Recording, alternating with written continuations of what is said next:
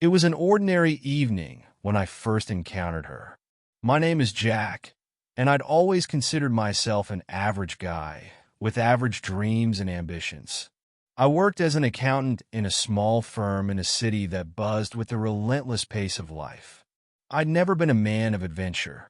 My weekends were spent reading books or catching up on old movies. I didn't believe in aliens or conspiracies. I simply lived my life, content with the ordinary. But all of that changed on one fateful night.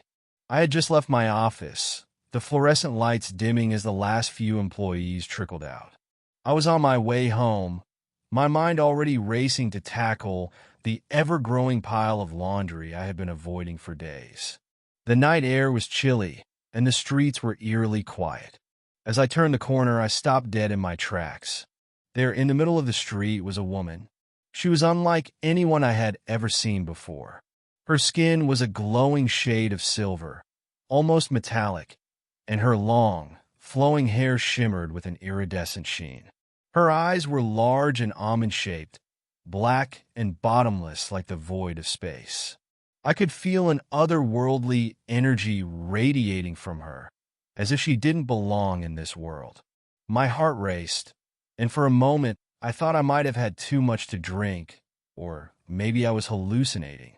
But no, she was real, very real. "Are you lost?" I managed to ask, my voice trembling. She tilted her head, studying me with an intense gaze. "No, I have come for you." For a moment, I thought I had misunderstood.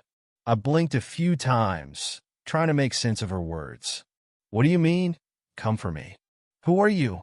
"I am Zylara, a traveler from another world," she replied in perfect English, her voice soft but firm. "I have been observing your kind, studying your species. I know you, Jack. You are the one who will help me. You have a choice." I took a step back, instinctively raising my hands in front of me, but she didn't seem threatening. Her presence, while strange and overwhelming, wasn't hostile. You want me to help you?" I stammered. "Help you with what?" She took a few graceful steps toward me, her movements fluid and effortless. "I have come to offer you a choice that will alter the course of your life. You may be my husband, or you may be my prisoner." I blinked in disbelief, my mind racing. "Husband? Prisoner? What are you talking about?" Zylara smiled, a mysterious glint in her eyes.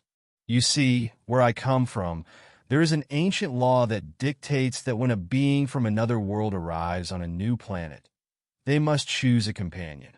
This companion can either be a partner, someone to stand by their side as an equal, or a prisoner who will serve and obey without question." I shook my head, unable to process the enormity of what she was saying. "I don't understand. I'm just a regular guy. Why me? Why not someone else?" Zylara's eyes softened. "I have observed you, Jack. You are unlike the others. You have a quiet strength within you, a resilience that many overlook. You may not believe in the extraordinary, but you are capable of greatness. You have the potential to understand things far beyond the grasp of your people. This is why I chose you." I swallowed hard, trying to digest her words. Was she telling me the truth? Was I being pulled into something beyond comprehension? And if I refuse? What happens then? Her gaze darkened slightly, though her tone remained calm. "If you refuse, I will have no choice but to take you as a prisoner. You will live in my world, bound by the laws of my people. It will be a life of servitude, but you will survive." The thought of being her prisoner, stripped of all freedom, was terrifying. But the idea of becoming her husband, of sharing an unimaginable life with someone from another world, was even more daunting. I had no experience with relationships, let alone one with an alien being. I didn't know if I was ready for that kind of responsibility. Could I live up to the expectations she had for me? What would my life be like in her world? I stood there, my mind racing with conflicting emotions. I need time to think about it. Zylara nodded gracefully. You have 3 days, Jack. After that, the decision will be made for you. And with that, she was gone. One moment, she stood before me in the middle of the street, and the next, she vanished without a trace. I felt as though I had been caught in a whirlwind, unsure of where I stood. The next few days were a blur. I barely slept, barely ate. I couldn't focus on anything. I replayed the encounter over and over in my mind, trying to make sense of what had happened. I confided in no one, knowing that if I told anyone, they would think I had lost my mind. There was no way to explain it. But the truth was, I couldn't shake the feeling that I had been given an opportunity, one that most people would never experience. But was it a gift or a curse? On the third day, I found myself standing in the same spot where I had first met Zylara. The streets were quiet, just as they had been before. My heart pounded in my chest as I waited, unsure of what to expect. And then she appeared. Her form shimmered into view, just as before. She didn't speak immediately. Instead, she studied me with those penetrating eyes, as if assessing my very soul. I've made my decision, I said, my voice trembling. Zylara nodded, her expression unreadable. And what will it be, Jack? Will you be my husband or my prisoner? I took a deep breath, trying to steady myself. My life, as ordinary as it had been, was about to change forever. I looked her in the eyes, searching for some sign that I was making the right choice. And then I spoke. I choose to be your husband. A faint smile crossed her lips, and I felt a strange warmth in my chest. Wise choice, Jack. I knew you would make the right decision. And just like that, my life was no longer my own. I was taken to Zylara's world, a place that defied logic and reason.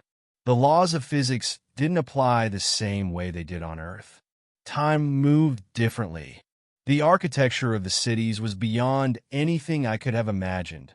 Vast spires stretching into the sky, glowing with energy from unknown sources. There were beings there, unlike anything I had seen before, and Zylara, my wife, stood at the center of it all, a powerful figure who commanded respect and admiration. As I adjusted to this new life, I realized that the choice I had made wasn't just about power or survival. It was about love, a love that was different from anything I had ever known, one that transcended the boundaries of species and worlds. Zylara taught me things I never could have learned on Earth, opening my mind to possibilities I had never imagined. In the end, I learned that being with her wasn't about being a prisoner or a husband in the traditional sense. It was about being part of something much larger than myself, a bond that united us in a way that was beyond explanation.